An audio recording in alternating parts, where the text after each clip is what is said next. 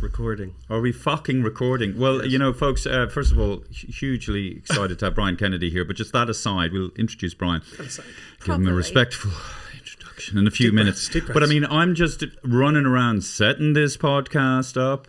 And, you know, this lady Hannah here, you know, chatting away and making pronouncements about me and my personality while I'm scrabbling around in the dirt, like trying to figure out how to connect all these cables. Poor Daniel, that's what I say. Poor Daniel. It's very humiliating, Brian. And also Hannah was away on the weekend with Fiona Shockley, see my ex-girlfriend, which was very nice, you know. But, you know, Fiona, like Hannah became very confident, overconfident, hanging out with Fiona. Yeah, because Fiona is a white witch and she gave me a lot of power. And I was lying on the crystal bed.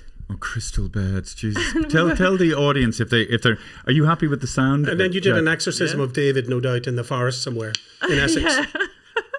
Are you happy with the sound? Yeah. Yeah. Okay, Hannah, remove all this stuff because it's only distraction. Okay. Actually, this is a 350 million year old fossil from Morocco that fell out of his shorts earlier when he was jumping around. Just want to Can you speak into the top of the microphone? I think people can hear me. No, they can't. mustn't ever worry. Yeah, but you've got a lovely voice. You mustn't ever worry about that. Hannah, Brian is a singer. Like you can't compete Brian's with him. camera is it's flashing like the light. Oh, it means a battery? What do you mean it's flashing? I don't know, like the light is adjusting the brightness. It's like more of a gay camera, is that what you're saying? I don't know. It's going to create a club is atmosphere. It flashing, is it? Yeah. Is it still flashing? No, it's stopped now, I think. Okay. Yes. Sorry. No, you're grand. No, You're grand. You're grand. Again. What is it? Go on. Oh boy. Well, you see, folks, that's it. I don't have anybody else. I'd love to have at some point an assistant who can sort all this shit out. Because it's like, you know, like, let's say sitting down and having a conversation with somebody as interesting as Brian Kennedy. Or, you know, it's like, you know, getting into bed with somebody, you know what I mean? And you need to, you know, get your head right and into the right space. And the sort of stuff that I've been doing for the past 20 minutes while being ridiculed by this person here, it's just a living nightmare. I love her very much and I forgive myself. Let's move forward. If we were to play a record right now, it would be Janet Jackson's Control, I feel. There's a controlling element to this podcast already. Okay. Okay, Daniel, do you want to, let's introduce this podcast. Okay, sure. And can we all just calm down a bit? Because I'm very, let's calm down. Hannah? I think you have to calm down. What is a crystal bed, by the way? Well, it's just so crystal annoying. Bed. It's just a bed with crystals. It's a bed with flashing. crystals? Yeah. No, but the crystals aren't on the bed. No, they're on top of you. So you lie under the crystals and they specially carve from artificial crystals and they align with all your chakras. So when you lie underneath... Your chakras. Does your fanny have a chakra? Chakras. Does it? Around that. Yes, yes. So you can say yes. So how's your fanny? Very good. A chakra? It's aligned. Is it aligned? Yes.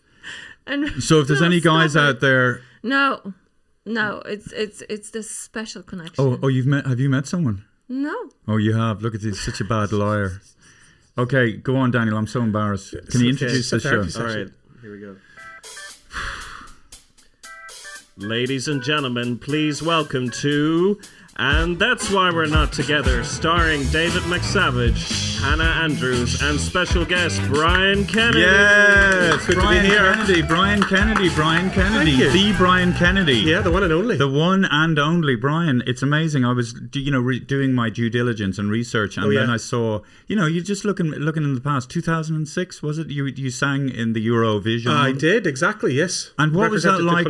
What represented the country? And what was it like? Was there a lot of competition to get into the Eurovision? No, do you mean to represent Ireland? Yeah. No, that was run by RTE. They called me ahead of time and said, Hanya, sorry, can you just point the microphone towards? He's obsessed with that, yeah, because but Hannah, but David will let us know. He means that. That's what he means. I love the way Hannah, like you see his mouth, you see where the tip of the microphone is, and you go like this. Why can't it be da? But it's there's the fucking thing. That's the microphone. To push microphone towards Brian because but otherwise he's a people singer. can't. He knows what to do, and he's like, he's on top. We may as well tell you now, game. David. This is an intervention. yeah. I'm not here to do a podcast. So RTE decided. Oh no, they approached me and said, "Look, if we're thinking about doing something a little bit different for Eurovision this year, is it something you would consider doing?" And I thought about it, and I thought to myself, well, why not? Some of my friends were saying, absolutely not, that would be awful. Because there's this naffness attached to it. Yeah. And then there's another part of people saying, well, why not? A naffness attached to it if you don't win. But if you win, suddenly it's not that. Oh yeah. Well, it depends. I think it's people's guilty secret, really. And certainly for me, growing up on the Falls Road in West Belfast, one of the things that we had in common was that we all got around the TV when Johnny Logan won, when Dana won, from Derry, all of that. It was a massive deal. Well, Brian, also, is the sound okay? It sounds a bit weird. When you've had a wank and then you... and a smoke. Anyway, no, but the point is, back when we were growing up, there was nothing to shout out about internationally. People didn't know. So anything, even if it was something that was naff, at least we won it. We stamped our mark internationally, which was so rare for us. And it was for music. It wasn't for... All kinds of everything remind me of you. Butterflies, juggling whores. That's Dana. Yeah, Is she I still know. alive? But I think Brian should... break into singing, not you. And she was because you president- sound like me singing with you. Oh, it is so funny. Can I just say, we have exact opposite ends of the spectrum in terms of musicality. Because Brian has this beautiful... No, would you play guitar? Honey voice. And Hannah, you are as deaf as a post. She can't sing a note. La, la, la. I think I could. And now representing Poland, Hania Gnat. La, la, la, la, la. All kinds of nothing. First time I met you, you were playing guitar on the street, at the top of Grafton Street. Oh, that's right. Yeah. I was coming up the street, just coming up this Grafton Street, and I just see this big lanky fucker at the other end of the street. But immediately he saw me and he starts singing about me. So, Brian Kennedy, who do you think you are? All this kind of stuff. Right. And I just thought, that's hilarious. It's really funny. And so you kind of gave me a hard time for another few minutes. But it's funny, Brian, I think I might have talked to you about this before, but once I gave you some advice, like I sort of, unsolicited advice. And I was saying to you, oh, you should do this. Like I was actually the arrogance, Brian. It happens. The arrogance of me telling you, you should do this with your career and you should sound like this. And then you were looking like this. And I'm going, what's his fucking problem? And then I'm like, 20 years later, what's his problem? What's your fucking problem? It's like me, somebody coming up to me and said, you should be more like fucking Bill Burr. Like, what are you on about? He's Brian Kennedy. I think you're playing a blinder, David. I apologize. Be yourself. I apologize You're for rising giving to the you top advice very about slowly. something that I didn't know anything about. No, I just thought it was an opinion. It was fine. No, it wasn't. It was stupid. I could see It was not. You were looking at me going... I get people who say things to me, the most extraordinary No, things but to me all the time. you were looking at me going, would you ever fuck off? You didn't say it. No, I was looking at you going, that's some nose, isn't it? My God. Fair play to him. Yeah, you'd love it up the hole, my nose. Well, those days are gone, David. Oh, what? I no longer have a rectum. Oh, those days are gone.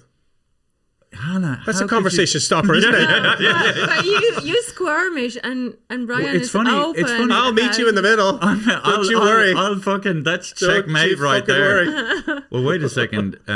It's funny. Well, it's funny. Yeah, but I heard a woman talk about, like, it's some kind of kink where people stitch their assholes and they... Oh. Have you heard about this, Daniel? No, I don't. And I love how you asked Daniel. They just like they just shit compacts or whatever, and then in 2 months they just anyway. It's I see. Sorry, for people who don't know, for people who don't have access to therapy. No, sorry, for people who don't know about you. So Brian. I had cancer. I had rectal cancer in 2016. I got diagnosed. The same month, my brother got diagnosed with pancreatic cancer, and he died after 5 months of that awful thing. And I had a different kind of cancer altogether. Basically, I had a tumor in my rectum, of all places to get a tumor. So tumor humor and all the rest of that. But certainly I went on tried to go on a alternative way. I had a herbalist. I was doing all kinds of things, cannabis oil. I mean, not short of a few angels in the room, all that. And then it became more and more clear that I needed, chemo, science. I needed modern science to really interact with this modern disease. So, chemo came later. But first of all, I had to sit down with an oncologist and basically saying to me, you need surgery very, very soon. Otherwise, you're going to miss your opportunity and just go into palliative care and die. Jesus. So that the window was closing all the time. And he said to me, look, I think you need 2 stomas. A stoma being the Latin word for hole, And that means that they create 2 holes in the front of your body, replumb you completely. So your poo happens on the front of the body now into a bag, and the pee, same thing, on the front of the body. So they replumb you and rewire you, and you walk around, as I do now, with these 2 bags forever and ever. It saved my life. But what they do around the back is they create, you look like an action man, essentially. They sew you up completely, like you were saying in your joke, and you're completely sewn up. Wow. So you never use that again. The rectum, in fact, is gone. What's that like, not having an arsehole? What it's like is it's amazing, really, because it's a completely different Way of living on one hand, but you get with the program pretty quickly because there's no other way to How do quickly? it. Well, for me, first of all, I had to learn to walk again because they slice you right open, right all the way round, replumb everything, do some plastic surgery, keep your buttocks apart with a piece of plastic, let all that settle, and all these hundreds of stitches and all of that stuff. Jesus Christ. So I was in the hospital for 19 days. Are human beings extraordinary? Well, Ian Jenkins, thank you again. Can you let Brian finish the story? Hannah, I just wanted to interject with the extraordinary sure? ability Please react of human beings. accordingly. I don't No, mind. but I mean, Hannah, Sorry, but like, how it's so dare you try and interesting. And you- assassinate my potential to interact with the guest? Yes, Hannah, I have a problem with listening to people, but I am fascinated. How dare you? Somebody in the street recently gave me a little device called Stop a Wobble. Now that is for putting under a dodgy table leg. Oh, very good. Or a chair. It also might be a good idea to stop this wobble happening between you two. Thank you so much. Actually, Over to you. Excellent. that is one of my bugbears, actually. What a thoughtful gift, you cheap bastard. Hey, sorry. It's called regifting, actually. So can we just... Go back to the hospital. Right. So the stitching... Yeah, so all of that. Then you get out of hospital. I happen to have that surgery in England because I found an incredible specialist who does nothing but colorectal surgery. What was his name? Ian Jenkins. Look him up on hotdoctors.com. Okay. In fact, he just did, I think I'm all right in saying now, he just did the King of England and Kate Middleton Okay. recently. Wow. So I secretly sort of knew what was going on. I said nothing. And so now, actually, what happens now is that because I've recovered so well, he now will send people to me, to patients who are about to have it or who have just had it, to talk about the reality of having that. Because quite rightly, surgeons don't say, okay, Brian, here's what's going to happen. They tell you as much as they're allowed to tell you, but they've never had that surgery. So they can't say to you, here's how you're going to feel afterwards. Oh, right. Here's how, these are the difficulties that you might encounter, all of that stuff. Things like it affects your private life, your sex life, your intimate life, your ability to walk properly for a very long time, things like that. And also get used to being out at dinner and suddenly I have no control over any of my bowels at all. Now, hopefully I describe it properly. The sphincter is gone. So you'd be sitting there and people would say, oh, geez, I'm busting for a shite, Yeah. blah, blah, blah. I can't say that anymore Yeah. because I don't even feel it. Right. It's just happening. Whereas your sphincter would be holding in. You say, please, I'm dying for a piss. I have none of those sensations anymore. They just happen. And then I'm thinking, oh yeah, that bag's a wee bit full. Better go and deal with that. So what happens? Like if you're with someone sexually, can you take the bags off for a while? I suppose you could. No, you what the can. fuck? That's a good question. You can. Because what you do That's is... a fair question. Yeah. It's actually a really good question. Because what you can do is, there's a thing that I've talked to other men that do it. You can actually do a kind of a, clean it out yourself, like a douche kind of thing properly. Then all you do is you take the whole thing off and put a circular plaster on. And that'll cover it for a good couple of hours, if even the night. Cover what? The stoma, the hole. Because my intestine is sticking out of my belly on both sides. So as I always say, it looks like a wee dog's dick, kind of sticks out like that. So they have to be covered with bags all the time. I take them off when I shower sometimes. Sometimes I don't. I can swim in the sea. I can swim in a pool. It doesn't matter. It's amazing. I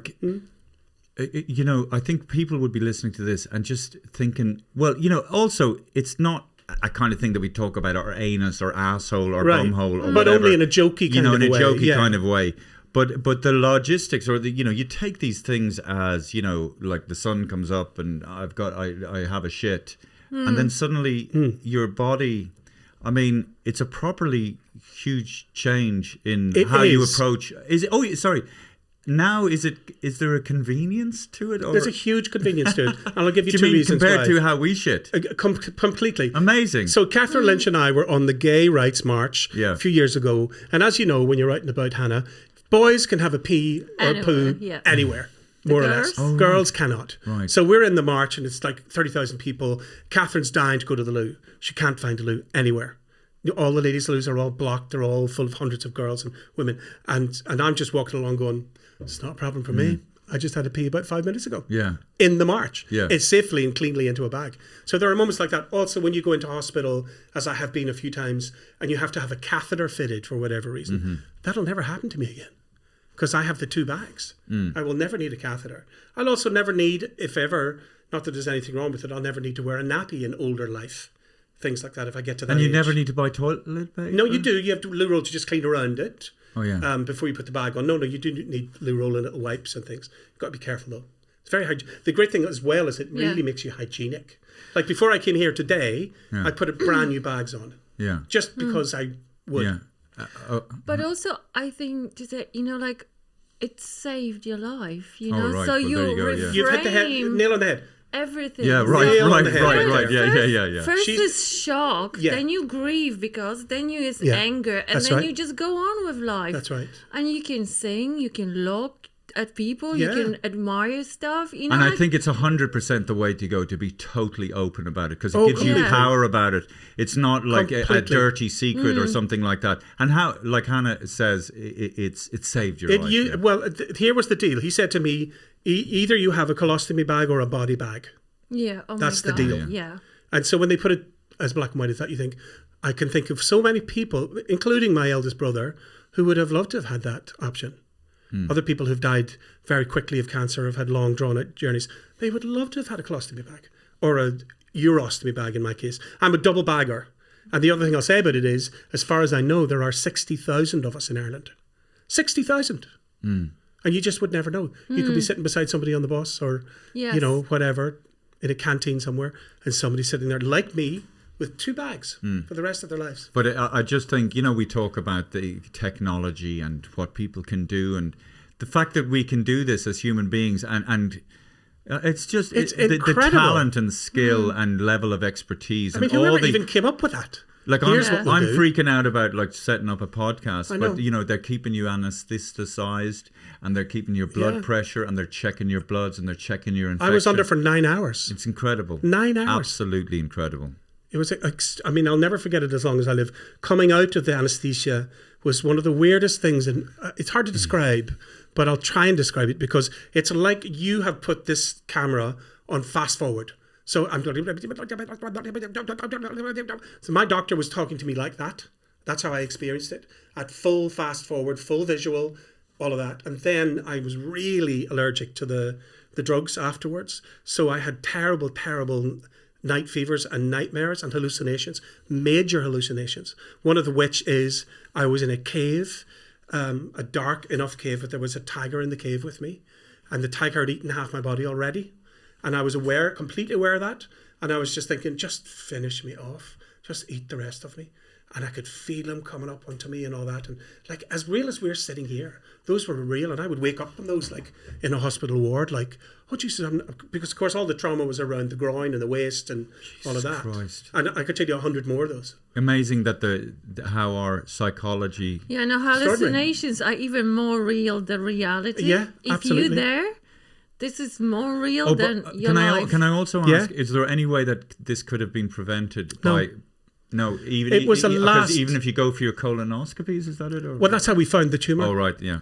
Because the tumour at that point was so small, we did need a camera to go up and find it, and then we found it. Even though my instinct told me there was something wrong, I just knew there was something wrong, and I pushed for a colonoscopy. I got one, and I remember waking up from that, and he just said, "You have a tumour in your rectum." I'm like, "Of course I do." Yeah. I kind of knew that.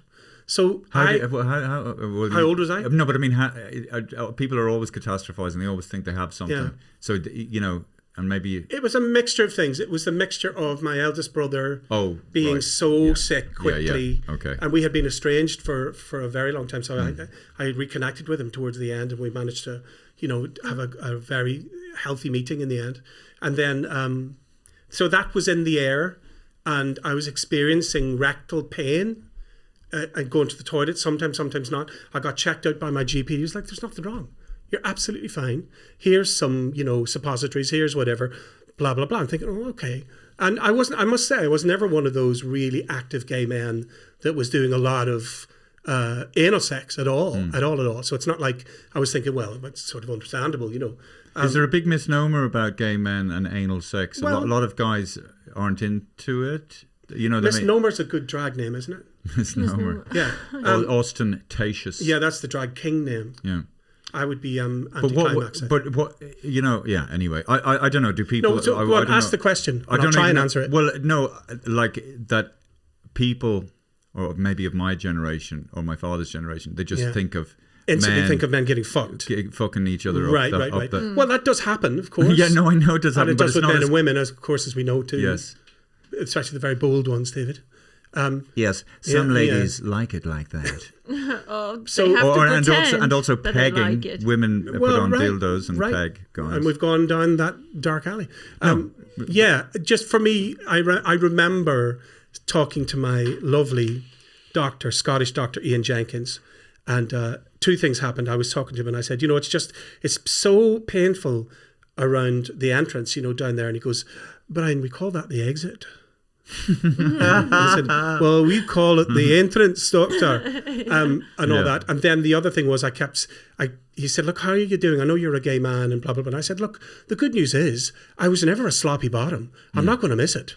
Okay. And he was just like, oh, Brian, you're not like anybody else I ever met, you know, and all that. And I'm like, well, that's just how it is. I'm sure in all seriousness, there are other gay men, and I've met some of them over the years since I've had this surgery, who used to do that and enjoy that, and now it's not really a possibility. It's not a possibility anymore. So, but as I say, we have other talents above the waist, David. Of course, and there is pleasure and love and all those things. But I'm sure and you have a very dark sense of humor, and well, I know you do. I think you do. No, it depends what you think dark is. Let me say. Sorry. You have a fucking healthy sense of humor. Thank you. That's better. Which helps us rise above whatever the absurdity of life and so on. Yeah. And I think that is a sign of mental health, a well-being. Yeah, definitely. I did a lot of therapy. We have to fucking laugh at stuff. I did a lot of therapy in my 20s in London when I lived in London. I had a therapist for 7 years. I moved back here. I had another therapist for about 3.5 years, and I reached, you know, conclusions every time, and it was the right moment to stop doing it. I'm a massive fan of therapy. In fact, I think they should start in school with it. Yes. If they could, it'd be a wonderful thing.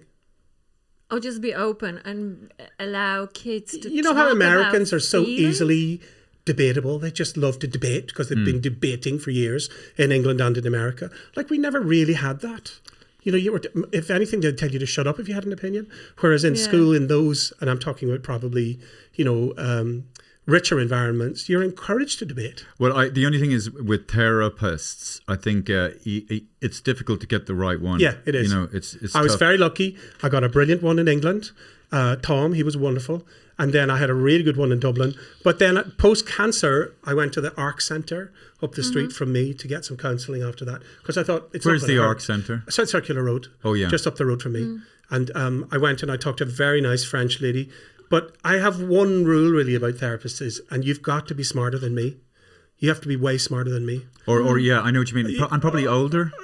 Or wisdom. Maybe. Not necessarily older. Not necessarily older, yeah, but just smarter. Yeah, okay. If I can second guess you, if I can talk rings around you, you're not my therapist. You might be good for somebody else, but just not for me. Brian Kennedy, let's talk about your musicality. Let's.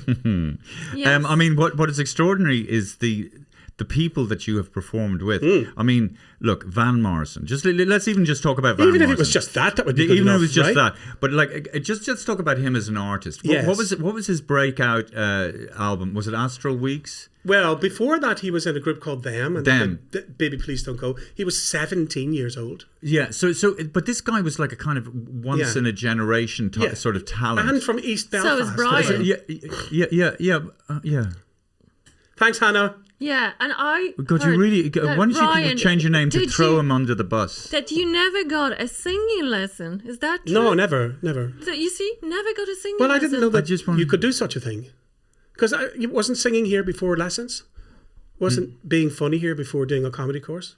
Yeah. You No, you don't do a comedy course to learn how to do comedy. You know. You do these days. Okay. Don't you? I don't. There I are don't. some. No, you Probably. just have to be really desperate for attention and just Yeah, so and desperately unloved. and desperately unloved Yeah. and hungry for validation. But 24 hours a day. 24 yeah. hours a day. But I just want to just talk about the impact that Van Morrison, just let me 2 minutes, Hannah. Not be even a lovely. minute, 30 seconds. It'd be lovely.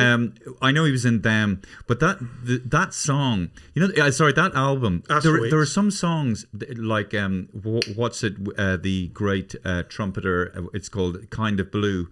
Oh, Miles Davis. Where you can just kind of listen to these songs all through your life. Can I tell you something wonderful? All through your life. I mean, that's rare.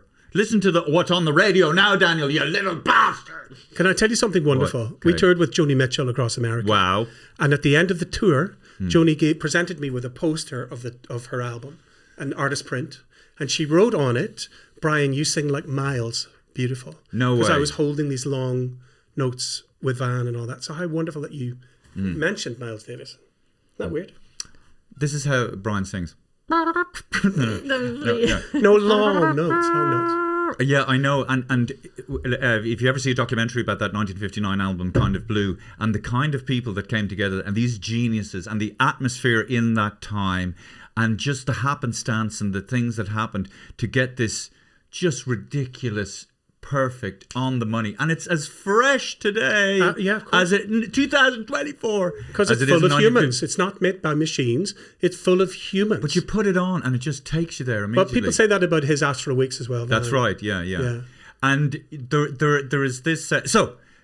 He's such a weird little. You know the way he sort of waits for the last moment to squeeze out his lyrics. You know the way people who aren't good singers, they sing like the and then you know. Oh, he just fucking just waits till the fucking last minute and just go, where are we going to go? Oh, this on the ring again. But it's exactly right. And you couldn't, like you talk about song lessons. I'm sure a teacher would never teach you to sing like that. They probably would chastise you, possibly. Yeah. I think singing with Van, for me, if I can try and sum it up, it's like singing with a saxophone. Okay. He's like he has a saxophone in there. Yeah. And what a voice, like if you close What your and eyes, everything. he would sound black, would he? No, that's just people's inability to, think that culture extends beyond the skin color. That's ridiculous. No, what I mean is in culture, like if you listen. That's what I'm talking about. Culture has a hard time with that. You mean we're talking as about. in, if you have any soul at all, you must be ripping off somebody black. Yeah. Ridiculous. Like when they talked about, John Lee Hooker? He sold his soul at the crossroads. Fuck off. He was just brilliant. He didn't do anything with the devil. Yeah, he was just really talented. But what I'm trying to say is white people who try to sound black sound like white people trying to sound black. But he just Let me give you an example. I'd say it was surprising for black people to see Van Morrison for the first time because he does have a probably in the 60s maybe. Hannah, do you want? Am I digging a hole for myself? Yeah. No, but dig on. I like where we're going. And Brian, because he's such a beautiful, natural, once in a generation, 200-year talent. We have Brian. Oh, we have here Brian as Kennedy. A guest, and you just, we Talking. know Van Morrison is amazing, but we want to know what Brian is can I doing. tell you what I think? But that's what I'm trying to set up. The fact that he's. Brian, you have a version of Crazy Love. I do, in a movie called When a Man Loves a Woman. Yeah. That's me singing that song in that movie. And do you know how that happened? Van said, get Brian to do a version. Amazing. How generous is that? Incredible. And I want to say one thing about the blues, which is gender specific, which is when a man sings the blues, generally speaking, unless you're, Jimmy Cliff or somebody, a man might sing, women and whiskey brought me to my knees. Right. So blaming the woman and the whiskey. There's a lot of anger there. For why their life is shit. Yeah. Whereas you'll get somebody like Billie Holiday who will go, I'm a fool to want you. Yeah. She takes responsibility immediately. And she says, I'm a fool Okay. to want you. Okay. To want a love that can't be true. A love that's there for others too. I'm a fool to want you. So already she goes, yeah, it's my fucking fault. Where he's going, if it wasn't for the women and the whiskey, my life would be fine. Right. It's funny. You know that it reminds me of that song, the Billie Holiday. It was almost like, although he beats me black and blue. Yeah, she's basically talking about domestic abuse. Exactly. And then she still wants to be with him. Yeah. It's heartbreaking. But yeah, way ahead of her time, and sort of almost sounds like a musical instrument. She's amazing. Don't get me started on her. I adore Billie Holiday. But okay, look, sorry, I'm geeking out, and I am over to. Sorry, Hannah. Look, okay, so what? I don't even know what question to ask. Hannah, what would you like to ask me, Hannah? Brian Kennedy and Van Morrison. What was it like meeting him for the first time? Oh, it's amazing. And Wait, also, Hannah, how did it even happen? So, Yeah. how Right. did the phone happen? Okay. How old were you? Where were you? Shut up, Hannah. Very good. I was in my 20s, and like can I you say, imagine it, Hannah? I'm sorry. my brother, No, I can't. who is no longer with us, had a Yeah. group. We were in a band together. We fell out very badly, and it would never repaired it again, really. And he was a Van Morrison devotee. I was a Joni Mitchell devotee, and all of that. And a long time ago, in the 90s, they were trying to do a kind of a Live Aid Bob Geldof-y record about the North, about Protestant and Catholics, and bringing it all together. And the Fat Lady Sings, that band, were instrumental in bringing everybody together for a song of theirs called Be Still. A guy called Robert, who's their drummer, was the kind of a Geldof character. So we were asked we were from Northern Ireland, would we do a song of Van Morrison's called Celtic Ray? Me, Energy Orchard, and possibly Van, right? So we were like, sure, but remember, we're estranged. We both live in London. My brother's band and I are estranged. But I just thinking, look, this is for the greater good. Fuck all that. Let's just meet in the studio. Met in the studio. It was okay. Wasn't very comfortable, but it was okay. I did my vocal. And you know that song, When Ireland Comes Around, you know that one, Ireland, Scotland, England, all that. No, excuse me. Yeah. So, sorry, am I too loud? I usually am. no, Hannah- it's beautiful. You just- We recorded it. Tissue, Hannah, for Brian. No, I'm all right. I've just come to the end of a cold. So we recorded that. That was all fine, and I left. And then a few weeks later, we heard that Van had heard it, Okay. and he liked it. Wow. So we're thinking, okay, I'm being managed by Simon Fuller at this point Yes. in London, who discovered the Spice Girls and all of that. And, Crimes against music. and down the corridor was a guy called Chris O'Donnell, who managed Van Morrison in Wow. the same building. Wow. So we were able to hear possibly if there was any. So he then asked to meet me. And I was like, really?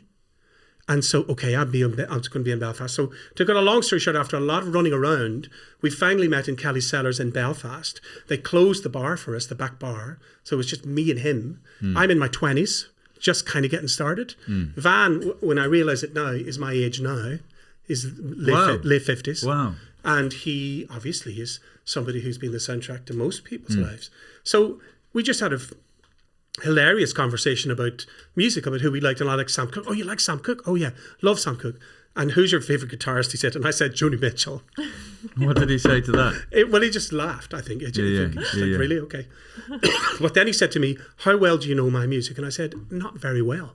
Oh, you're honest. I just said, honestly, I know a few things. He probably liked that. He did, he laughed. He because said, he did like the honesty, yeah. yeah. So then... See, sorry, folks, that's it. You know, when you're talking to Van Morrison, you just have to be honest, not all just be fawning yourself and be pathetic. honest. David, shut up. Shut up, Hannah. Shut the fuck up. Shut the fuck up, Hannah. Stop I'm so sticking sorry, to the Ben. microphone. We'll be back after this therapist intervention. So I got a call a few days later when I come to a rehearsal he was having. Okay, great. What was he wearing? Was he wearing his hat? No, that was the hatless days. Oh, yeah. He was Drinking? I suppose those were some of the drinking days. And he had like cardigans and suits on and things, but very casual.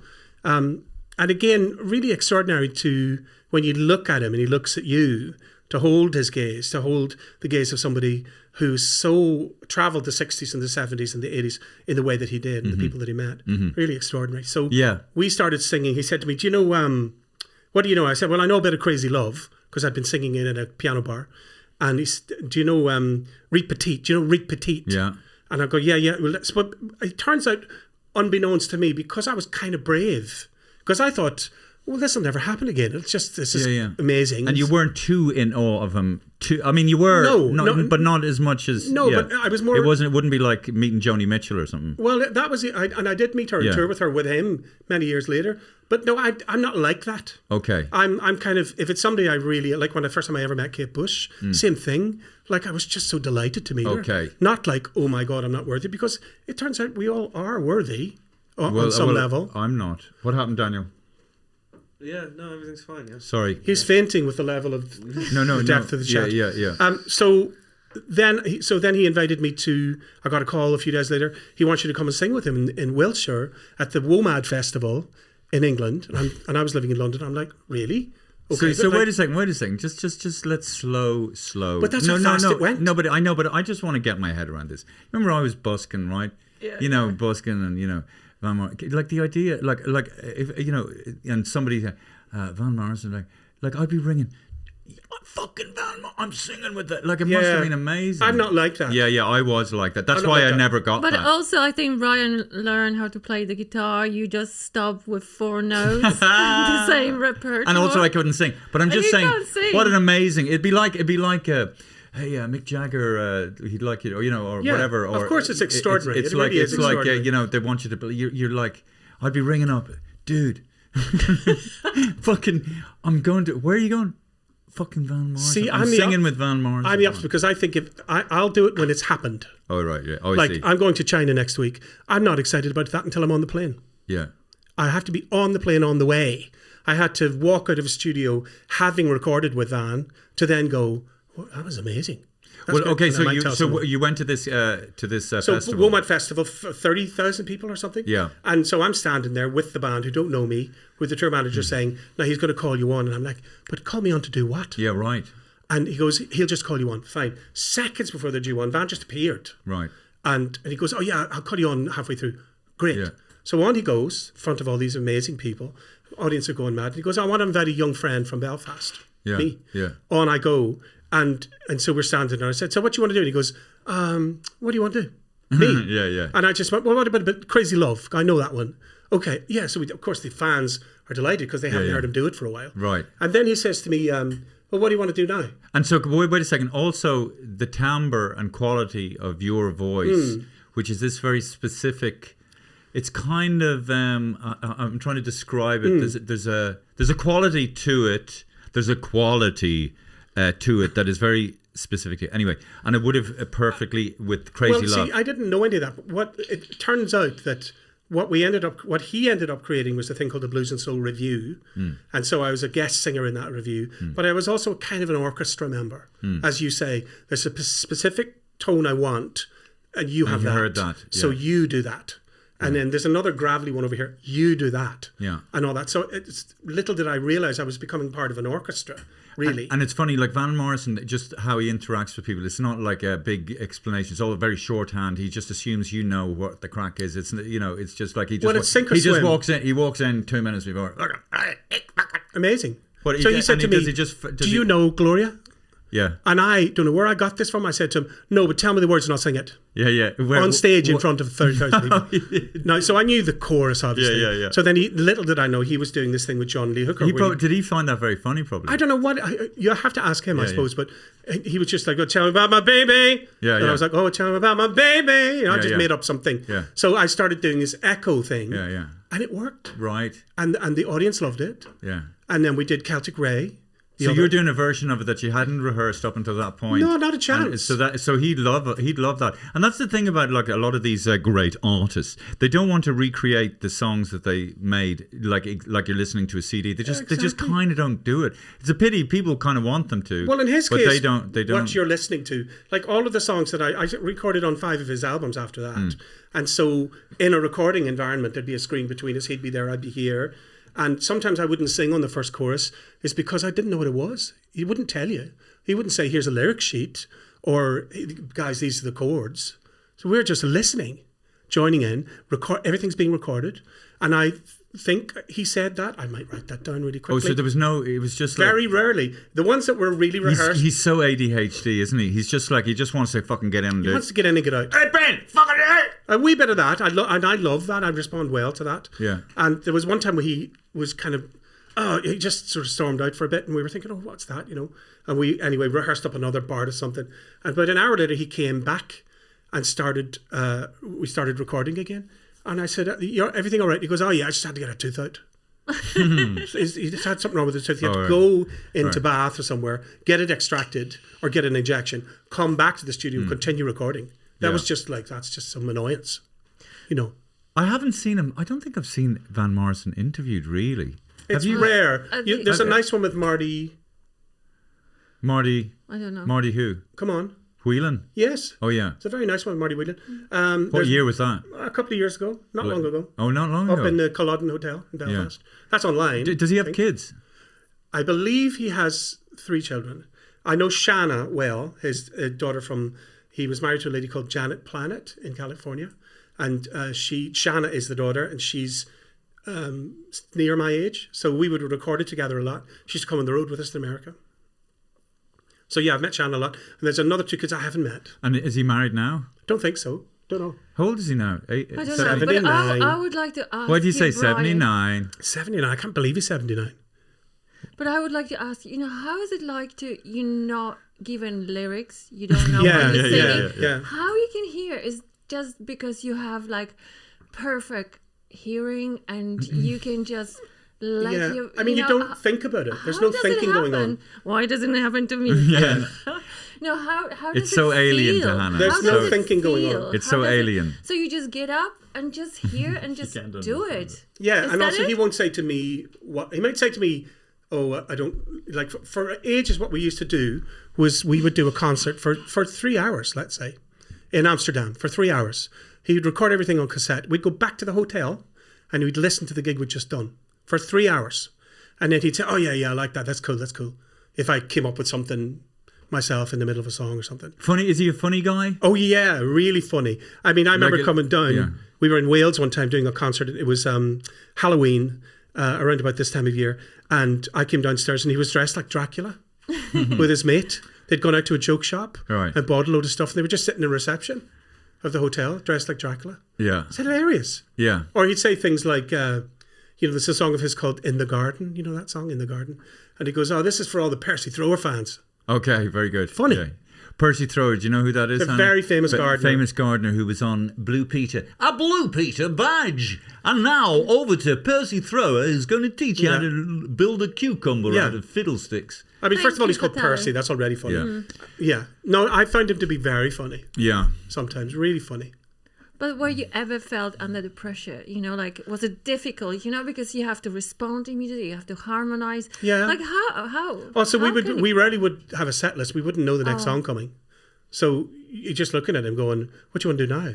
Or he'd often would say to me, "What will we do?" I fucking love that, because I think he's so gifted, he's so musical that he just couldn't be fucking bothered, and he has a great band behind him, and he just sort of, and then something magic can, I guess, happen outside of that. But he did, what was he listening to when he was growing up, I wonder? Well, I can tell you kind of. He was an only child. Okay. And his dad would bring home vinyl records Right. that he would get out and about when he was working. And so it was the first time that illegal radio stations were happening.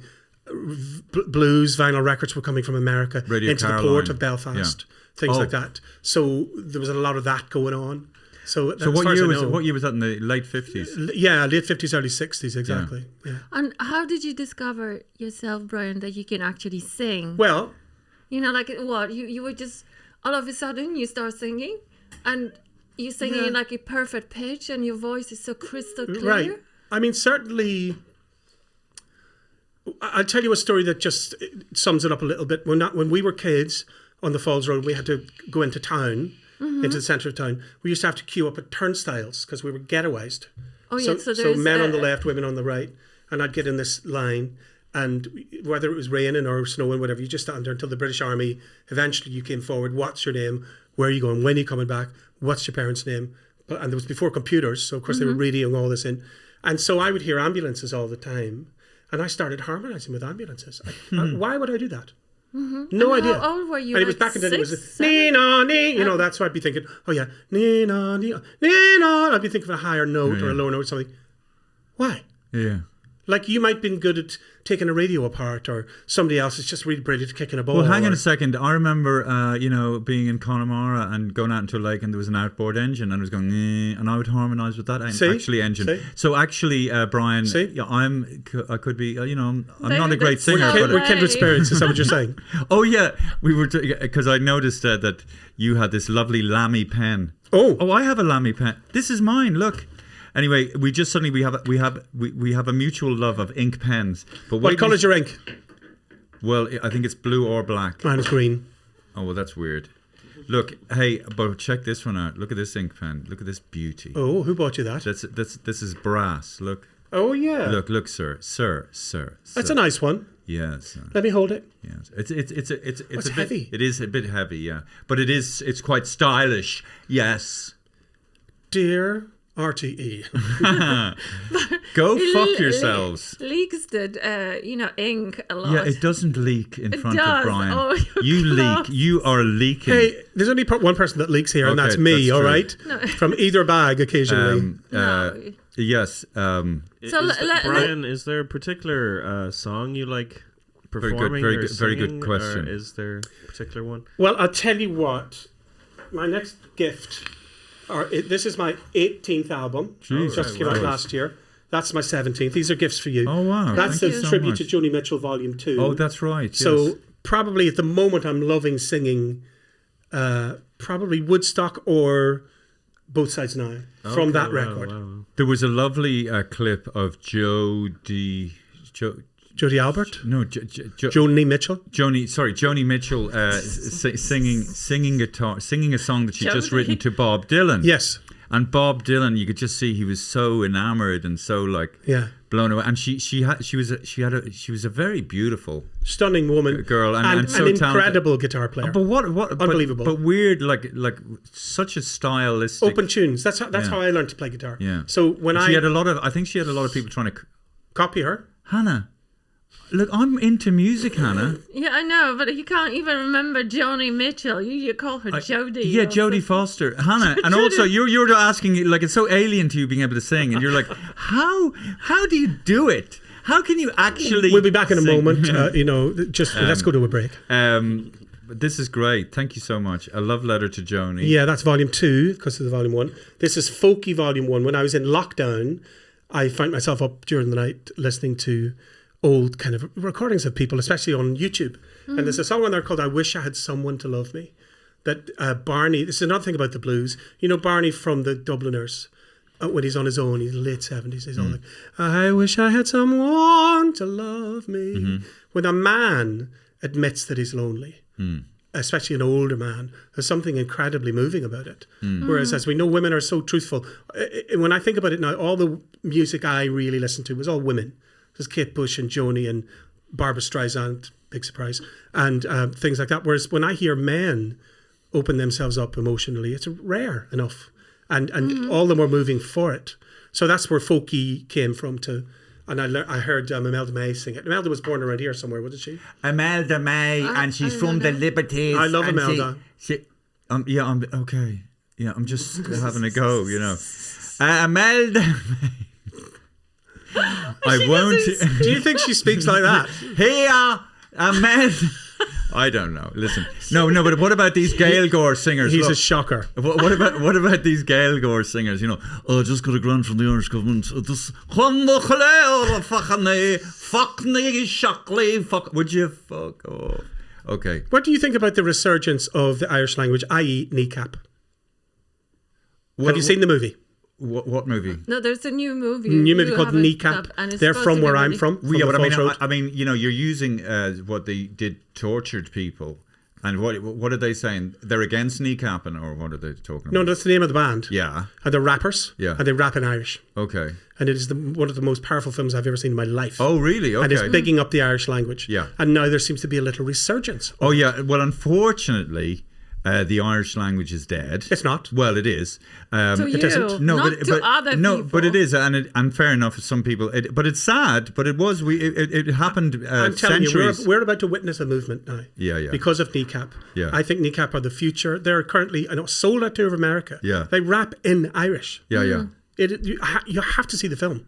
It'll No, blow I your will. mind. Yeah, no, but It'll no, blow your mind. No, but you- by the way, it's saying it's alive, but it's not like nobody speaks it. I know. speak it. My friends speak in it. Galway, there are parts of west of Ireland that Yeah, only yeah. speak The Irish. Shoigas speak it. Yeah. No, but it is sad, and we it's did lose, sad and we that lost. You didn't yes, choose to even and we lost our rekindle identity. and try. Well, to I'm in the middle. relearn the language. But listen, Well, you know your Misha era, don't you? Machani and the Yilawara. My own children sold their mother.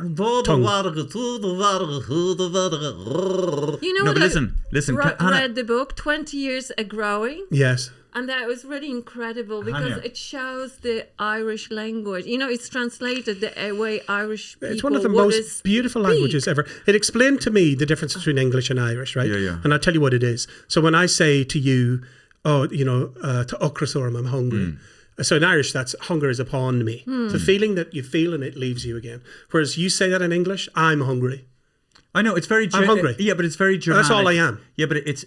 I know. So Listen, that's the difference. There's ownership in it, but the feeling visits you and leaves again in Irish, and that's much more accurate. I okay. think. Look, I'm just saying that we. Irish language lesson over. No, we paid. No, just hang on a second. Irish language is dead. It is not Otherwise, dead. we'd all be speaking it like Welsh people. Well, I just was speaking it just now. Okay, but David, the thing. it's not that. That's Jesus not Christ, true. Anna! Can I just even finish a Jesu sentence? Christe.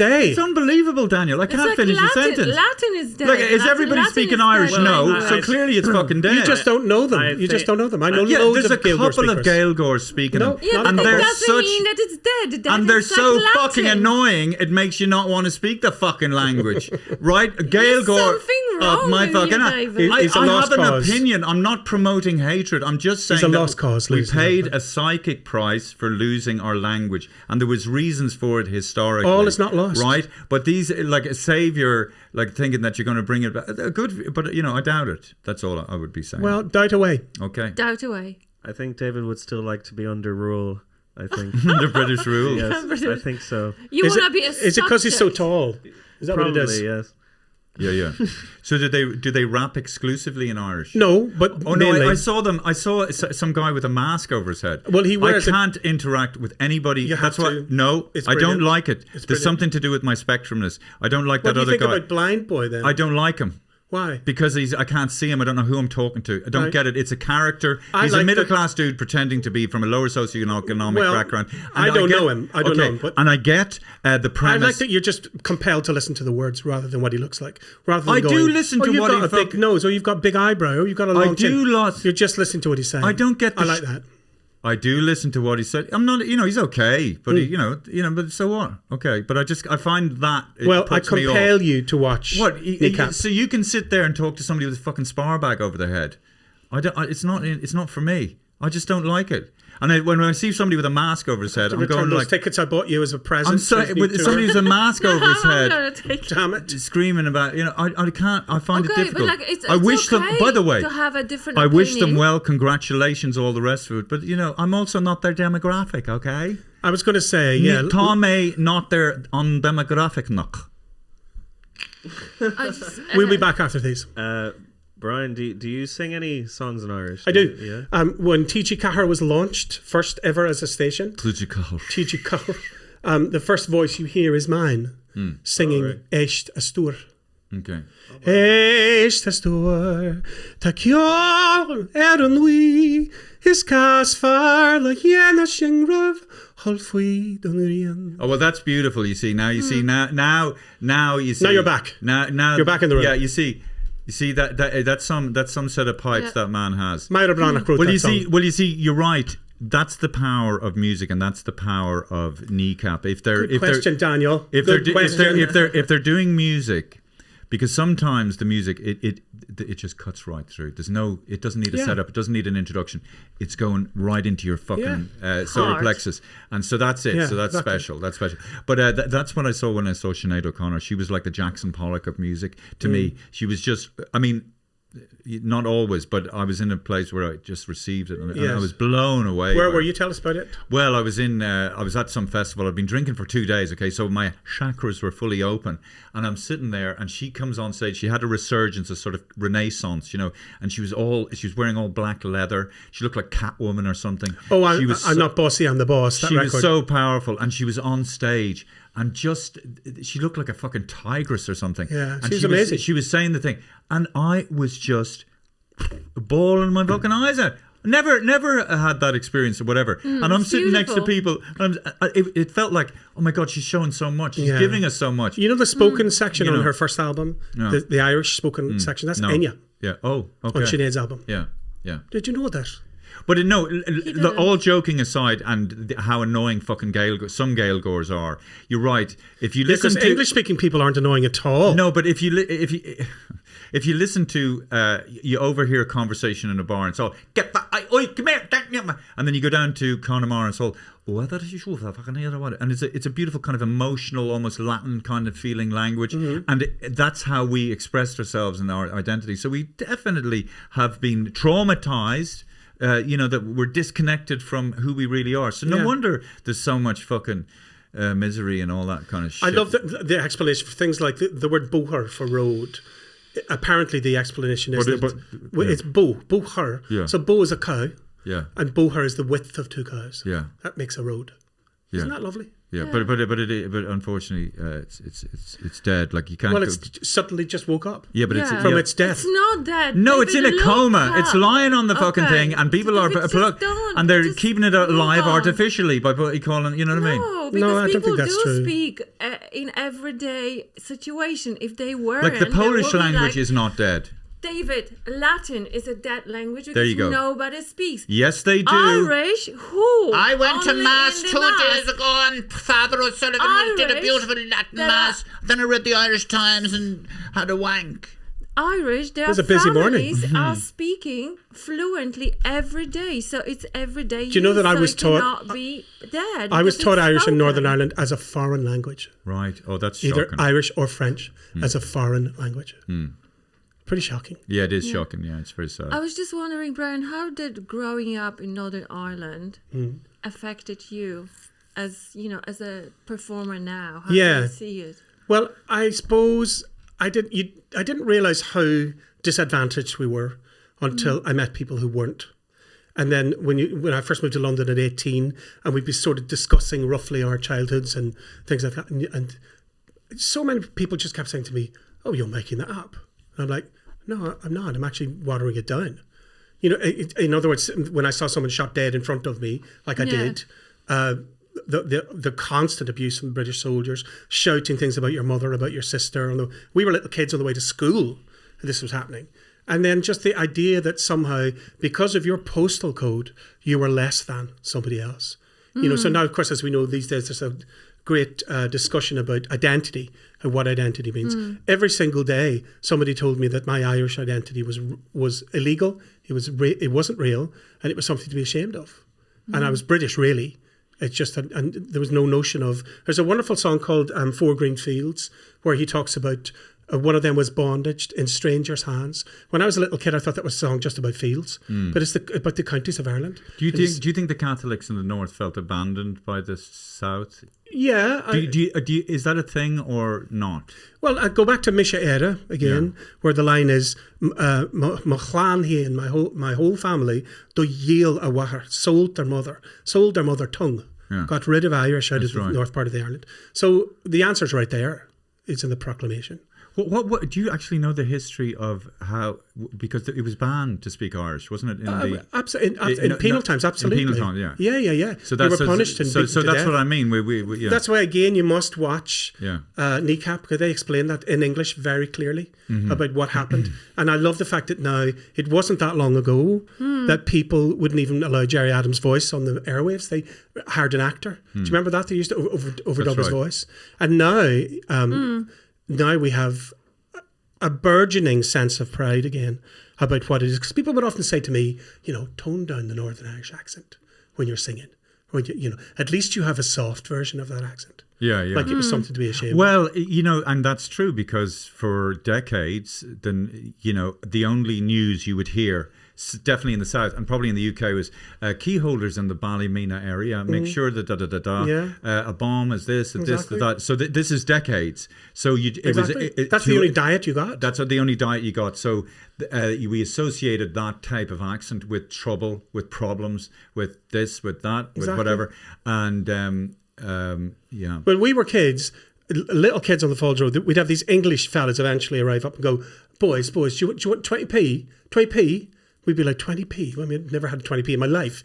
And then, what do we have to do? Just throw stones at that car. Fine. So we'd throw stones at the car. They'd take loads of photographs of that, go back down to the newspapers and say, a riot in West Belfast, blah, blah, blah. It's completely made up. Yeah. Or they were so busy drinking in the whip and saddle in the town, they couldn't get up in time to get the actual photographs of the footage. And I mean, we'd be sitting inside going, oh, there's my neighbour. There's our street. There's our corner. It was on the TV every day. And we'd be sitting in the house going, fuck me, that's not what it's really. It's not what it's really. Some of it's what it's really like. Some of it's worse than what they're portraying. But a lot of it was misrepresentation. But what is very strange, and also it's like I feel personally like I've missed out on relationships or friendships or places to go that I've never gone my whole life, because that part. Well, do you ever play in Belfast? No, for most of my life, that part of Ireland was just a no-go area, and what is very strange. Like you're there, you're in Ireland, and it's clearly still Ireland, but it's not politically. It's the UK, and suddenly you see the Union Jack, which has a very punchy look about it. It's quite surreal. I know, it's something you're in Norwich or something. Like, it's really weird. It's very strange. And then some weird English time. And suddenly you're in the UK, and then but you're not. But you're not. But you are. But you're not. And but the trauma, the generational trauma, and the accumulative things. Well, I say this very seriously all the time. I think that you cannot underestimate the PTSD that all of our parents went through, the grandparents, the children, our neighbours, the soldiers included, the politicians included. Like when I see somebody like Jerry or Arlene or any of those people, I see some very traumatised people. I happen to know Jerry a bit, so I sometimes talk to him about this kind of stuff, but not very often. Jerry, can I just say that? Did you ever see the Harry Enfield sketch that they wouldn't allow? No. And it was the mother and the father both had beards, Okay. and the kids had beards, and they both had little plates of peas, and he goes, "Are your peas processed? What did you like the peas?" Oh, very good, very good. Very funny, but they wouldn't allow it on. Yeah. Are we can... What I find Excuse me. I find it, I'm Polish, so for me, I look at this from outside. In Poland, we oppress people, we dislike communists, so we saw IRA like those people who fight for freedom, and that's how I always saw it. I came here and I see southern, people, Southern Ireland, and they look down at the north, and it's almost like their news is only so one-sided. They don't. I get still referred to as a Nordy. In certain circles. The way they say shinners. I mean, shinners? Yeah, but how you can call shinners? There are people voting. There's a democracy. There'll be Catholic being dragged out of their houses, shot, and they deny the Northern Ireland Irish people their history. Well, Hannah, here's the thing: we were talking about the recent history in Gaza and all of that, and one of my friends innocently said, "I mean, imagine being evacuated from your home," and I said, "I do know what that feels like. Yeah, happened to us." They're like, "What?" But what Hannah was saying, it does make a good point, because Hannah's seeing it from the perspective of a non-national, of course, and that's very important perspective. But the Southern Irish, essentially, they might have been angry, but totally powerless, couldn't do a fucking thing, totally. What's the word? Not incompetent, impotent. Yes, they were out. So yes, they see their fellow Irish brothers and sisters up in the north being treated this way, being treated that way, but they deny it. They side with British. Oh yeah, but they deny. But also they side with British. And the Catholic Church ultimately were driving the bus. A compliant, beaten down people, beaten down. Doesn't make it right though. Doesn't make. I'm just telling you what. I'm not. Go on, give it to him, Hannah. I'm not standing. Give it to him. Just saying, it's okay, even now when they have a will to do something. No, but there is hit him with something. No, listen. No, but like even now. But what is nice though, the feeling I get about the north of Ireland is on both sides of the thing, the Protestants, the Catholics, whatever you want to say, the tribal thing. It feels like I mean, this has happened a few decades ago. Thank God. It's like. Do we want our kids now to be grown up in this environment? It's so unhealthy. It's so miserable. Well, I call them the untroubled generation. Yeah, so let's kids of the troubles. So that there was a beautiful movement, and I hope and pray, and I think you'd probably agree that it couldn't go back to the way it was. Oh, look, I think anything's possible if hatred gets hold of the driving wheel again. Except it's a different kind. The thing that we really have to worry about now is the internet.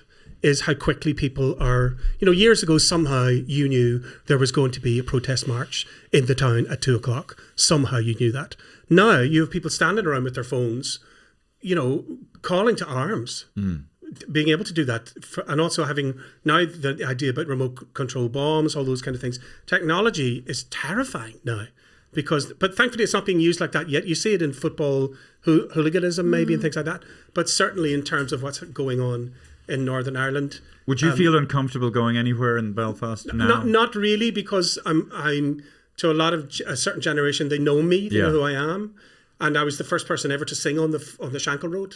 I got an invitation to do that, and in fact, I was explain to people what that means. So, what the Shankill Road means. So the Falls Road represents West Belfast, and which is what Catholic community, right?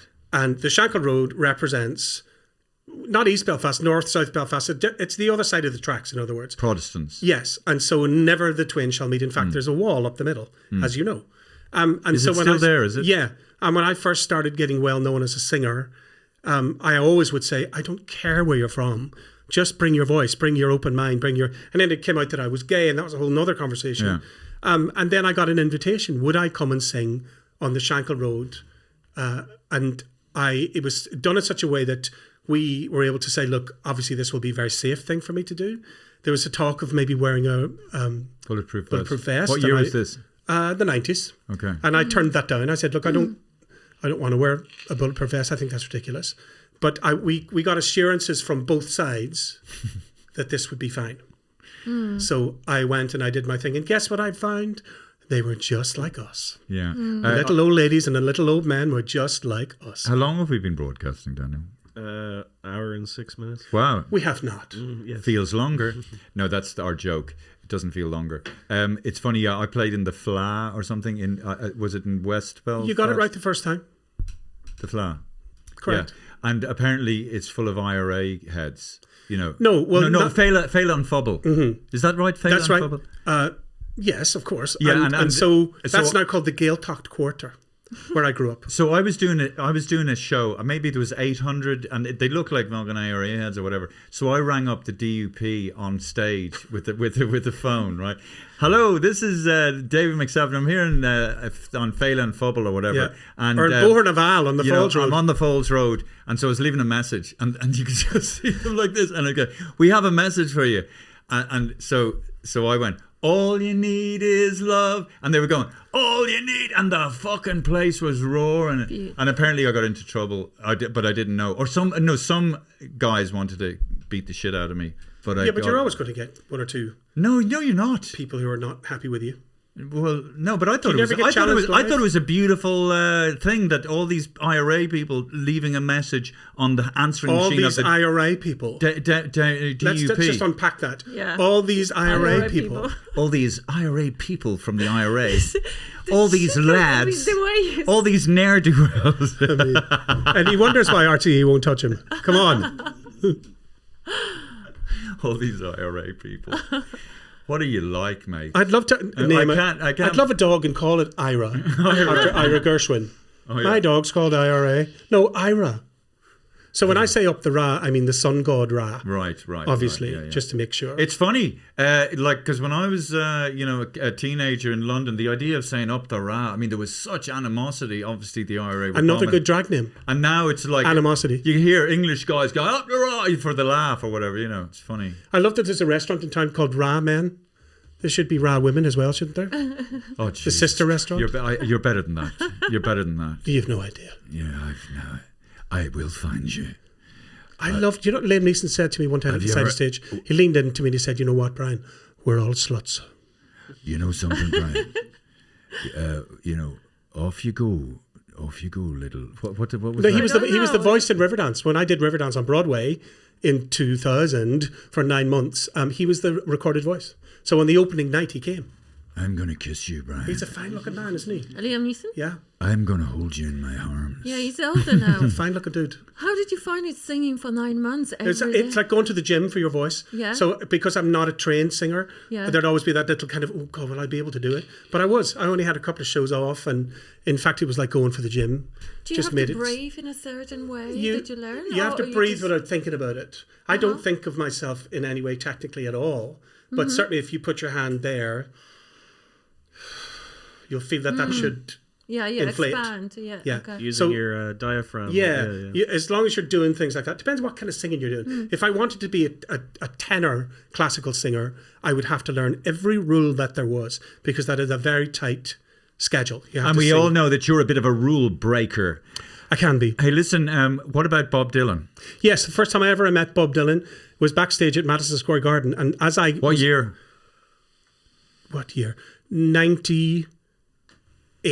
With 97, who were you 98. with? So Van Morrison, Bob Dylan, and Joni Mitchell on the tour. What was I the- was singing with Van. Okay. So my job was to often go up to Van and say, so what do you want to start with? And in America, they run it like clockwork. You start your set, you end your set, you get off. Otherwise, there's a massive fine. Doesn't matter who you are. So we would sometimes be Fine? Yeah, they fine you if you play over. Union. Yeah, all of that. Okay. So my job was often to find out, what do you want to do? He'd be like, well, I don't know. What do you want to do? And so sometimes we do say, you make me feel so free. I would start it. And you could see the audience are like, yeah, he's good and everything. But like, where's Van Morrison? You know. Right. So it'd be good. It was a good psychological thing to do. I'd be like, some people spend their life just, I'd be singing my head off. And then I see his hat at the side of stage. Whose and I go, hat? Oh, ladies and gentlemen, Van. And they lose their shit, quite rightly. So this particular time, I see Van talking to Dylan. Yeah. And I'm thinking, okay, so I need to find out the song they were starting with, and the tour manager goes, just fucking go. Yeah. And I walk, and as I get closer to Bob Dylan and Van Morrison, who are a little shorter than me, I hear Bob Dylan say to Van Morrison, so have you got this guy, the guy with the high voice? The guy with the high voice that sings, is he on this tour? Yeah, And Van goes, wait a second, you got yeah, Brian Kennedy, yeah, he's on his tour. And just when he finished the sentence, I arrive. Yeah. And I went, hello, gentlemen. Sorry to interrupt. Hello, Mr. Dylan. I'm Brian Kennedy. You called him Mr. Dylan? Mr. Dylan, how you doing? And I was going, Van, I need to know the first song. I was going, it's great to meet you. And he just goes, Did you talk to him? not really. That was the only Oh, yeah. He would arrive backstage in his big silver bus. Backstage. That he drove? No. And so he'd be on the bus all day. And he might soundcheck, he might not. And then when it came to... so good. Wait, just let's slow it down Yeah, here. he Just might a second. I love it. And then it's showtime. He's And so it's Bob torches, Dylan. What? Torches. It's all black backstage. Torches and all that. Tour manager. And then Dylan is here. And then suddenly the torches. There's the stairs. The stairs, Bob. The stairs. Up the stairs. And he goes on and does his amazing set for 2 hours. Back down the stairs. Back on the bus. The bus backs out. And he's gone. So it's hard to meet him. Yeah. But I did once see him he had a trailer at the side of one of the gigs, and he was reading, Portrait of the Artist as a Young Man. He was reading it. Well, he's a sparklingly intelligent man. Yeah, but I think you'd probably do better if you're a woman. I think they prefer the company of women. Yeah. Mostly. I have another very funny story about him and Jack Nicholson and Dennis Hopper and all of that, but that's for another day. Well, just give us a quick... A quick go is, again, we hear Bob isn't well, he's got a cold, so he may or may not be going on, but he might go on and all this. And so Dennis Hopper comes in, I'm in the dressing room, Jack Nicholson comes in, and they're like, have you seen Bob? And Van goes, no, I haven't. Oh, let's go and say hello to him now. Okay.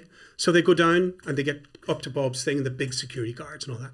And I'm with them. And they go, so knock the door. No, you knock the door. Okay. They do those kind of like, I'm not knocking the door. Yeah. And then we all walk off.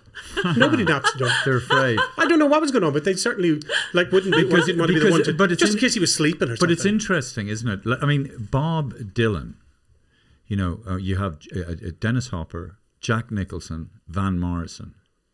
It was like that everywhere we went. But you see, Dylan, I think it frazzled his brain possibly. There was a time in the 60s where people were just looking to him for fucking answers. And I don't think he saw himself as the voice. He didn't see himself that way. That's right. The way people saw him, and so I guess he's kind it was of super. Still so mysterious then, Now we know what's in the box. What? Back in the now day, we know it's in the box. We know right. it's in the box Yeah. now. But back in the day, people don't read. Sorry, I keep on interrupting you. That's all right. And that's because I'm. It's a condition you have. It's okay. Oh, it's that's turned off, by the way. Yeah. It doesn't matter anyway, Daniel. We know you're there. We can still hear your voice, right? Yes. Okay. But no mobile phones, no communications, no internet, no this. And so when something did rise above the parapet or something. Yeah. It really had a was a miracle. huge impact. And also, I remember when I was young, like hearing a song, it was like being in a mini movie or film. You could sort of see images, and it was just a very powerful thing. Although that's because I was a teenager. I think when the music you listen to from a specific time period is very impactful. I miss the days when you would put on an album and you'd hear the crackle, and then the song would start, and you honestly think that artist is singing just to you. Yeah. Nobody else. There's no idea that it has a kind of a global thing. It's so intimate. And it's like and then when you put headphones on, it's even more so. You're like singing. Oh, but Brian, we would have to go, like, steal money, go to the record shop. You know what I mean? And like, is it in David, yet? I used to have to queue up at a turnstile, be questioned by police, and then allowed into fucking Woolworths. Yeah. Beat that. Well, it wasn't my fault, Brian. It was all your fault. And in fact, this is an intervention again today. You're privileged. It's all your fault. Bloody luxury. No, well, you're right. So, we did, but like you said, you just thought this was normal. You didn't think. you didn't know anything else. Yeah, didn't know anything else. There's a wonderful clip of Gloria Hunniford. Dirty bastards looking down on you. There was a wonderful clip of Gloria Hunniford doing the piece to camera at the turnstiles. So it exists on archival footage. Fair play to Gloria. I love her. A darling. She's wonderful, darling. She is. I sang at her wedding. Okay. I did. Cliff Richard did the reading. Cliff Richard, yeah. Bob Dylan, I love it. Bob Dylan does these radio little pieces. Are you like a Bob Nut? Is this house covered in No, Bob? no, it's not. Bob It's not. Dylan No, records? I'm fascinated by his personality. And he's so economical the way he talks. And anything when he does talk, You must leave. We used to. I can't really say it on camera, but he came. We did 2 tours with him, yeah, and one is just Van and him. we did 2 tours, man. Yeah, Yeah, sorry. quite something too. I got to sing Blue Suede Shoes with him, with Van and Dylan as a treat. The day that Carl Perkins died, who wrote Blue Suede Shoes for Elvis, Van and Dylan did a tribute of Blue Suede Shoes. Yeah, I know he wrote Blue Suede And Shoes for Elvis. You said it like, And I got to do the harmony, and it's on a bootleg. wow. It's all right. Well, you were going to say something, then you said you can't say it. Why couldn't you say I have it? to filter myself sometimes. Why? What happened? Because it's a good idea Oh, good idea. Oh, you to mean filter myself sometimes. was it okay? But was it something to do with Dylan or Bob Dylan? No, but you can Might say have been. you can say the Might not have been. We want to know. David, did you ever have fun with a man sexually? no, Why not? because I'm not gay. But I don't think you have to be gay these days to Yeah, it helps. be open to. It very much Oh, I helps. can tell you it helps. No, he's afraid. But like if you're in a threesome situation, I think Hannah's right. When I was younger, you're adventurous, and then you think, okay, I should, in the same way you should climb a mountain, you should try these things. But I never. were you never in a 3-way or an orgy? No, I never. You accidentally jousted with someone. I think there's a percentage of gayness that if you're over that line, then it's very easy. Right. But if you're not over that gay, so I think we all have a and little bit you of. are aware that you have some percentage, and there's Yeah. that little drop he's so afraid So of. that's right, and that's what, the little drop of gayness, the little Puts you over the little limit. drop. That's why you're so Everybody. paranoid. Yeah. That's why you're so paranoid. Song's called Drop a Gayness. Song's called Drop a Gayness. No, I just wonder about. But the drop of gayness. So when we say we're homophobic, I understand to mean you're afraid of that. Well, it's a phobia. Gayness. Yeah, it's afraid of my own gayness. Yes. And so what are we afraid of? We're afraid of. Well, it just to me, the idea of looking at a guy, because sometimes it's difficult enough to, summon up the excitement and libido for a woman. You know what I mean? And you're thinking, you're looking at her, and you're looking at her leg or her eye. You just have to laugh, don't you? So if you're looking at a guy, right? Look, come over here, look, and you just be going like, so so that's why it's so alien to a lot of people. But it must be so amazing though to be a guy who's sexually attracted by a guy and just go, John, yeah, I fucking love you, man. Or did you love me? Yeah, kissing a guy, it must be amazing. One of my favorite music. But it was a good question. Brokeback Mountains. No, I think I might called have it Bareback Mountain when I saw it mistakenly. Yeah. I might have come close to possibly that when I was about 13. And there was a guy, but it never. Older, it was the same age? You didn't follow through with the feeling. Yeah, Father O'Sullivan. Oh shit. But why do you ask, Brian? I'm just curious. Because you seem very open about lots of things on this planet. I think it's one of those things that... It seems to be a bigger problem for men. Women seem to be much more relaxed about kissing each other and holding each other or whatever. Or expressing affection, shall we say. Well, women are better just at expressing, I think, generally. Yeah. Goes back to the blues singing, goes back to everything. You know, when you said it goes black. Did you see that? Yeah. Yeah, that was a Freudian clip. Slip, nipple. Lick. Yeah, exactly. Yeah. But you have a soulful voice. But I don't want to overstay. I don't want to keep you for longer than Daniel. I just want to know, what's your old favorite song? Like, very good question. You know, like... Well, of course I'm going to change my mind in 5 minutes. Yeah, I know. But like you know, you have to go to the desert island. You only can take one. Oh, God. Which one? Well, the A side would be Kate Bush, Man with a Child in His Eyes. B side would probably be Joni Mitchell's A Case of You. Ooh, it's me what again. about the best? He's here again. Man with the what about child in his eye. Look, the song of your own? Which one? I'm doing a do you joke, love Hannah. the I'm most? doing a joke. Look, Is it I've got a joke? I've got We've a got child. enough of It's your David jokes. time again. I've got a child in my eye. Look, Hannah, look. Have a look. Does that mean that somebody spunked into your eye? The man what with that the means? spunk in his eye. Yeah. Ooh, he's here again. Oh, he's queer again. He's queer again. Oh my God. Sorry, Kate Bush. Sorry. I would like if you harmonize something. Wait a second. Okay, right. With the man with the spunk in his eye. Can you sing together? Oh yeah. Ooh, he's queer again. You answer. The man with the spunk in his eye. That is hilarious, Brian. Jesus Christ. That's so immature. Go on, Brian. Is that going in the next tour? Go on. Think of another No, gay one. I've got another one. No, but let's harmonize it. Yeah, please. Ooh. Come on. 2, 3. Ooh, he's queer again. The man with the spunk in his eye. Jesus Christ. Is that going to be the advertisement for the clip? I bet it is. What's the other one? What's the other one? Oh, yeah. You It's ready? me, oh Kathy, oh come home now. Oh, it's already got cum in it. And, Oh, yeah. Come on me. No, the really dirty one is shitting on the cock of a gay. Yeah. Yeah, that's a good one. Daniel liked that one. No, sitting on a cock 'cause I'm gay.